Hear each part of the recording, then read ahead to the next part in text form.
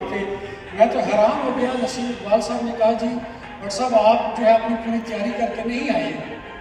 تو تیاریوں کی میں بات کروں گا. وہ شہید بٹ صاحب جو ہے گلگت بلتستان میں اپنے ایک کلیگ کے ساتھ جو ہے جب انہوں نے دورہ کیا تو یہی دسمبر اور جنوری کا مہینہ تھا. گلگت بلتستان میں بہت سردی ہوتی ہے, -ڈگری ہوتا ہے وہاں پہ.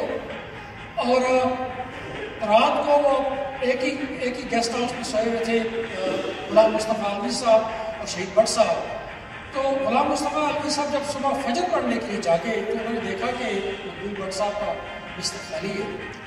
تو وہ اٹھے اور انہوں نے باہر چوکیدار وغیرہ تھے تو اس سے پوچھا کہ میرے کلیگ تھے تو وہ کہاں آپ نے دیکھے؟ انہوں نے کہا ہاں جی میں نے نیچے دریا کی طرف جاتے ہیں.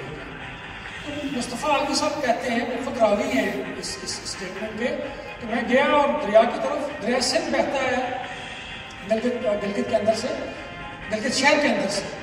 تو کہنے لگے کہ میں جب گیا تو میں نے دیکھا کہ مقبول جو ہے وہ اس کو جو گلیشیئرس کا پانی ہے اس کے ساتھ وہ نہا رہے تھے. تو میں نے انہیں کہا کہ آپ یہ کیا کر رہے ہیں, کیا پاگل پن ہے, گیسٹ ہاؤس میں گرم پانی اویلیبل ہے تو آپ ٹھنڈے اور یخ بستہ پانی سے کیوں نہ آ رہے ہیں؟ تو انہوں نے کہا کہ اب جس منزل پہ ہم راہی ہیں, جس سفر پہ ہم نکلے ہوئے ہیں, شاید اس کی ضرورتیں ہیں کہ ہمیں جو ہے ٹھنڈے پانی میں بھی جو ہے ٹھنڈے پانی سے ہمیں نہانا چاہیے. اور پھر یہ بعد کے واقعات نے اس بات کو ثابت کیا کہ جب انہیں مہتاب باغ سری نگر میں جب جو ہے نا برف کی سلوں کے اوپر لٹایا گیا, انٹروگیٹ کیا گیا انہیں, اور پھر اسی انٹروگیشن سینٹر کے جو ایس پی تھے انہوں نے مرکز کو یعنی دہلی سرکار کو یہ لکھ کے بھیجا کہ اس شخص کو ٹارچر کرنے کی کوئی ضرورت نہیں, اس لیے کہ یہ شخص ذہنی اور جسمانی طور پہ ہر طرح کے ٹارچر کے لیے تیار ہے. تو عزیزان من, میرے دوستوں اور ساتھیوں, ہمیں بنیادی طور پہ جو ہے جس سفر پہ ہم نکلے ہوئے ہمیں خود اس کے لیے پہلے اپنے آپ کو تیار کرنا ہے. جب آپ اپنے آپ کو تیار کریں گے میں سمجھتا ہوں کہ ہم اپنی آدھی منزل اپنا کی طرف بڑھتے ہوئے آدھا راستہ جو ہم پاٹ پاتے ہیں. میں صرف 2 باتیں یہاں پہ آج کروں گا آپ کے سامنے. ایک تو یہ کہ یہ اسٹیٹمنٹ کا جو ہے وہ عباس بٹ صاحب نے بھی بہت جو ہے وہ تمام طریقے سے جو ہے اس کو جو ہے نا آپ کے سامنے پیش کیا. خوب پڑھیے اس کو, بار بار پڑھیے, اور جب آپ اس کو پڑھتے ہیں تو آپ کو پتہ چلتا ہے کہ بنیادی طور پر مقبول بٹ نے جو ہے صرف جموں اور کشمیر کے لوگوں کے لیے اپنی جان کا نذرانہ پیش نہیں کیا, کیونکہ جب وہ استحصال کی بات کرتا ہے تو استحصال ساری دنیا میں. میں ادھر ہمارے وہ چھوٹے عزیز بھی ہیں, دوست ہیں, آصف صاحب, بڑی اچھی باتیں انہوں نے کی, انہیں کی بات کو بہت آسان الفاظ میں بیان کرتا ہے. ظلم جو ہے کیا وہ صرف جموں کشمیر میں ہوگا, تو ساری دنیا میں ظلم ہوتا ہے.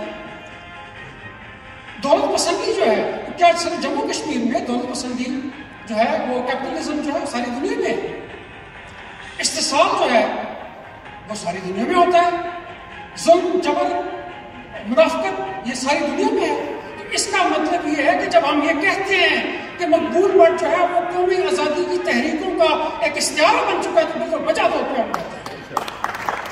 اور جب ہم یہ کہتے ہیں کہ مقبول بٹ جو ہے ہم نے گن سکتے ہیں دنیا کی ان عظیم ہستیوں کے ساتھ, چھیکے والے کے ساتھ, ہوچیمن کے ساتھ, احمد بن بیلا کے ساتھ, عمر مختار کے ساتھ, تو ہمیں پرائڈ ہونا چاہیے, ہمیں فخر ہونا چاہیے, ہمیں پراؤڈ فیل کرنا چاہیے کہ ہماری ریاست جموں کشمیر نے ایک ایسا عظیم ثبوت پیدا کیا ہے جسے ہم دنیا کے سامنے پیش کر سکتے ہیں. اور پھر میں سمجھتا ہوں کہ یہ سب سے بھی بلند تر ایک انسان ہے, اس لیے کہ 12.5 سال اس نے اپنی 46 سالہ جو زندگی تھی اس کی, جو نیچرل حیات تھی اس کی, اس نے 12.5 سال ہندوستان اور پاکستان کی حکومت خانوں جیل میں گزارے. اور پچھلے 39 سال سے اس کا جسد خاکی بھی جو ہے آپ کی حقیقی آزادی اور آپ کی شناخت کے لیے جو ہے آج بھی جو ہے ہندوستان کی جیل میں جو ہے وہ سزا بھگت رہا ہے. اور کس کے لیے؟ یعنی دنیا میں شاید ہی آپ جو ہے نا وہ مثال کے طور پر کسی شخصیت کو اس طرح سے پیش کر سکے کہ جس کی قید و بند ختم ہی نہیں ہوئی. یعنی جب اسے ہینگ کیا گیا, جب اسے پھانسی دی گئی تو اس کے بعد اس کی قبر جو ہے اسی جیل میں جو ہے بنا دی گئی۔ اور پھر میں ایسا نہیں کہتا ہوں کہ مقبول بٹ کا جسد خاکی جو ہے وہ مقبول بٹ کے خاندان کو دیا جائے۔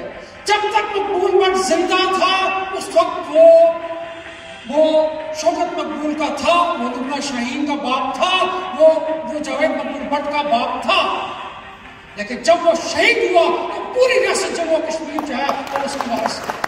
پوری ریاست جموں کشمیر کا، چاہے وہ ہندو ہے، مسلمان ہے، بودھ ہے، کرسچن ہے، اس کا کوئی بھی مذہب ہے، وہ کوئی بھی زبان بولتا ہے، میں آپ کی تصحیح کروں گا۔ 11 زبانیں نہیں، 22 زبانیں بولنے والا ریاست جموں کشمیر، جیکینز۔ ہمارے آپ کچھ دوستوں کو تھوڑا مسئلہ ہو جاتا ہے کشمیری کہنے سے، جیکینز کہنے میں بھی کوئی حرج نہیں ہے، ہم کہتے ہیں یہ جموں کشمیر ہے۔ ہم بالکل درست کہا کسی دوست نے یہاں پہ کہ جب تک ہم اپنی ریاست کی ہر جو ٹرائب ہے، جب تک ہم ریاست جموں کشمیر کے ہر زبان بولنے والے، جب تک ہم ریاست جموں کشمیر کے ہر مذہب اور ہر مسلک کے لوگوں کے حقوق کا انڈیجنسلی تحفظ نہیں کریں گے، ایک فارمولہ نہیں اس کے لیے وضع کریں گے، اور ریاست جموں کشمیر کی قومی آزادی کی تحریک میں آپ کے ساتھ کیوں جڑے گا؟ وہ کیوں آپ کا ساتھ دے گا؟ لوگ کہتے ہیں جی یہ کتنی دلچسپ بات ہے، اس خاتون نے بھی طنز کیا اور بھی دوستوں نے طنز کیا کہ ہم اپنی خواتین کو یہ جو 50% سے زائد ہے ہماری آبادی کا حصہ، ہم انہیں تو اپنے ساتھ لاتے نہیں ہیں، جوڑتے نہیں، اپنی تحریک کا حصہ نہیں بناتے ہیں۔ کہاں پھر آپ جو ہے نا دوسرے مسالے، دوسرے مذاہب، دوسری زبانیں بولنے والوں کو کیسے ہم اپنے ساتھ جوڑیں گے؟ فراغ دلی کیوں نہیں پیدا کرتے ہیں؟ میں شبیر صاحب آپ سے میری التماس ہے، ابھی آج کے دن ہمارے کچھ دوستوں نے برمنگھم میں ایک پروگرام کیے، 100-200 لوگ تو انہوں نے بھی جمع کیے ہوں گے، 100-200 لوگ تو ہم یہاں بھی موجود ہیں، تو یہ اگر ہم اکٹھے ہو کے 400 لوگوں کا ایک اجتماع کرتے تو زیادہ خوبصورت نہ لگتا۔ میرا کہنے کا مقصد یہ ہے کہ آپ ہمارے لیڈر ہیں، پیش قدمی کیجیے ان دوستوں کو، کہیے کیا گریجویشن میں آپ کے آئیے ختم کرتے ہیں، کیوں ہمارا نظریہ کیا اتنا کمزور ہو گیا؟ یہ آج آپ نے جماعت اسلامی والوں کو بلایا، آپ نے مسلم کانفرنس والے کو بلایا، آپ نے پیپلز پارٹی والے کو بلایا، آپ نے کچھ پاکستانیوں کو بھی یہاں پہ بلایا، مدعو کیا، کیوں کیا آپ نے ایسا؟ آپ نے اس لیے کیا کہ بنیادی طور پہ آپ کو اپنی indigenous right of self determination کے لیے آپ کو سپورٹرز کی، فرینڈس کی ضرورت ہے، دوستوں کی ضرورت ہے۔ تو وہ دوست کہاں سے آئیں گے؟ یہی لوگ ہیں۔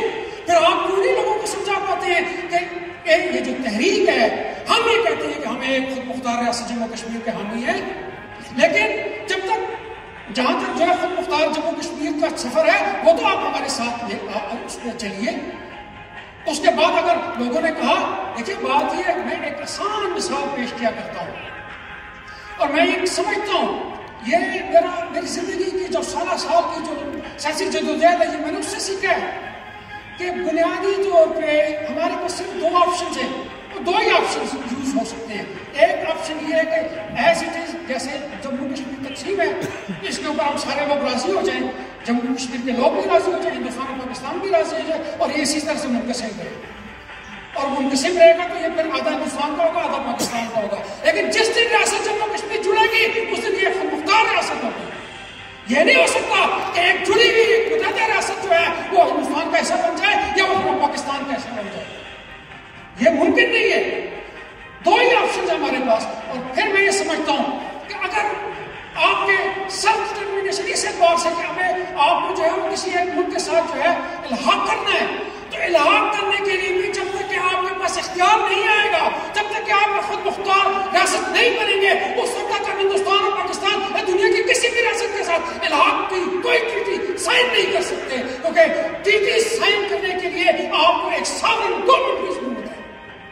وہ یہ بچوں کی باتیں تو نہیں ہیں، ہمیں ایکسپلائٹ کیا جاتا ہے غلط تصورات کے ساتھ، مبہم چیزیں ہمارے ہاں پیش کی جاتی ہیں۔ ہم یہ کہتے ہیں کہ آزادی، جب آپ کوئی بھی ہمارے لیے کہتا ہے کہ جموں کشمیر کے لوگوں کو آزادی ملنی چاہیے، تو پھر اس کا مطلب یہ ہے کہ جس طرح سے ہندوستان کے لوگ اپنی خود مختاری کو انجوائے کرتے ہوئے آزادی کے تصور کے ساتھ ہیں، جس طرح سے پاکستان کے لوگ اپنی خود مختاری کو انجوائے کرتے ہوئے اپنی آزادی کے ساتھ ہیں، یا دنیا کی دیگر پونے 200 قوم جو یونائٹڈ نیشن کی ممبر کنٹریز ہیں، بالکل اسی طرح کی آزادی اور خود مختاری ہمیں بھی چاہیے۔ ہمیں یہ مبہم قسم کے آزادی کے تصورات کے ساتھ لالی پاپ دینے کی کوشش نہ کریں. اور پھر میں آپ کو افسوس سے بھی یہ یقین رکھتا ہوں کہ ہمیں اپنی اسٹیٹمنٹس کو بھی ٹھیک کرنے کی ضرورت ہے. یہ جو آپ نے لکھا ہے تنازع جموں و کشمیر کا منطقی حل، یہ تنازع نہیں ہے، یہ مسئلہ ہے، یہ پولیٹیکل پرابلم ہے. اور پولیٹیکل پرابلم قوموں کی آزادی کے تصور کے ساتھ جڑا ہوا ہوتا ہے. یہ جب تنازع آپ اسے کہتے ہیں تو ہندوستان اور پاکستان کو کہتے ہیں کہ یہ تنازع ہندوستان اور پاکستان کے درمیان، اور تو کہتے ہیں کہ یہ کنفلکٹ ہے، اور کنفلکٹ ریزولوشن کیسے کیا جائے، سارٹ آؤٹ کیا جائے. وہ یہ کہتے ہیں کہ آئیے ان لائنوں کو جو تھوڑا سا ادھر دائیں بائیں کر کے وہ جو کبھی جو ہے وہ چلم لائن کے اوپر سے تقسیم کرنے کے فارمولے، کبھی جو ہے اس سے جو ہے وہ چناب لائن کے اوپر اس کو تقسیم کرنے کے فارمولے، کبھی جو ہے اس کو ہندو مسلم کے بنیاد کے اوپر تقسیم کرنے کا فارمولے، یہ تو یہی کچھ. تو ہمیں اپنی بھی کریکشن کرنی چاہیے. پولیٹیکل سلوگنز آپ کے بڑی کلیئرٹی کے ساتھ جو ہے وہ ساری دنیا کے سامنے جانے چاہیے. کوئی تنازع نہیں ہے، یہ پولیٹیکل پرابلم ہے. اور 1.5 کروڑ انسانوں کے بنیادی سیاسی حقوق کے حصول کی یہ بنیادی طور پہ جو ہے وہ جدوجہد ہے جس کے ساتھ ہم سارے جڑے ہیں. تو میں اپنی بات کو ختم کرتے ہوئے صرف آپ کے ساتھ اتنی بات شیئر کروں گے کہ اپنے اوپر اعتماد کیجیے. ہم میں سے جو کوئی بھی جو ہے کہتا ہے کہ میں جموں کشمیر کا بیٹا ہوں، وہ پھر نہ ہندوستان کو کبھی سپورٹ کرے گا اور نہ کبھی پاکستان کو سپورٹ کرے گا. لیکن ہم اسی وقت میں ہندوستان کے لوگوں کو بھی سپورٹ کر رہے ہوتے ہیں، ہم پاکستان کے لوگوں کو بھی سپورٹ کر رہے ہوتے ہیں، کیونکہ ہم یہ سمجھتے ہیں کہ ہندوستان اور پاکستان کی گورنمنٹس جو ہیں وہ بنیادی طور پر اپنے لوگوں کی بھی جو ہے حقیقی ترجمانی نہیں کر رہی ہوتی ہے. تو آخر میں آپ سبھی احباب کا توجہ سے میری بات سننے کے لیے میں انتہائی مشکور ہوں. آپ سب دوستوں کا بہت شکریہ. اور پھر سلام عقیدت پیش کرتا ہوں اس شخص کو. اسے مجھے آج بہت خوشی ہے کہ آپ نے دیگر لوگوں کو بھی بلا کے جو ہے اپنے حقیقی ہیرو کو جو ہے وہ خراج تحسین پیش کروایا ہے. یہی اس کی عظمت کی جو ہے وہ ایک ثبوت بھی ہے اور دلیل بھی ہے. بہت شکریہ آپ سب کا.